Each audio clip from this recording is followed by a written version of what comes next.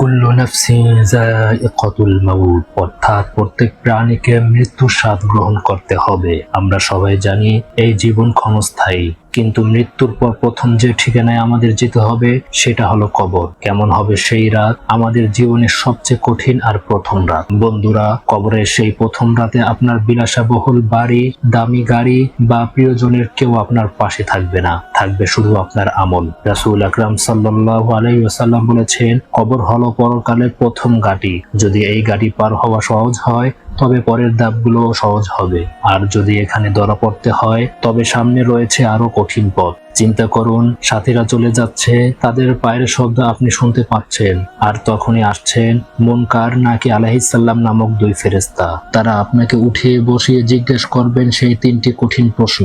1, তোমার রব কে?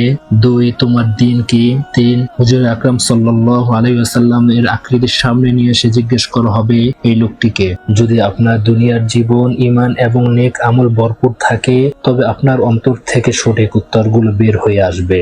আমার রব আল্লাহ, আমার দ্বীন ইসলাম এবং ইনি আল্লাহর বান্দা ও রাসূল। এই উত্তর দেওয়ার সাথে সাথে আপনার কবর আলোকিত হয়ে যাবে, আপনার জন্য জান্নাতের একটি দরজা খুলে দেওয়া হবে। কবর হবে প্রশান্তির স্থান যা দৃষ্টিসীমা পর্যন্ত প্রশস্ত। কবরের চাপ আপনার কাছে মনে হবে এক মমতাময়ী মায়ের আলিঙ্গনের মতো। কিন্তু যদি আমরা উত্তর না দিতে পারি, যদি জীবন কাটিয়ে থাকে গুনাহ আর অবহেলায়, তখন কবর হবে ভীষণ সংকীর্ণ, যা আপনাকে এমন ভাবে চাপ দিবে যে পাঁজরের হাড়গুলো একটার ভেতর আরেকটা ঢুকে যাবে। এখনো সময় আছে, জীবন থাকতে নিজেদের আমলের দিকে নজর দাও। সালাত প্রতিষ্ঠা করুন, কোরআন বুঝুন ও পড়ুন, সৎকর্ম করুন এবং মিথ্যা, গীবত, জুলুম থেকে দূরে থাকুন।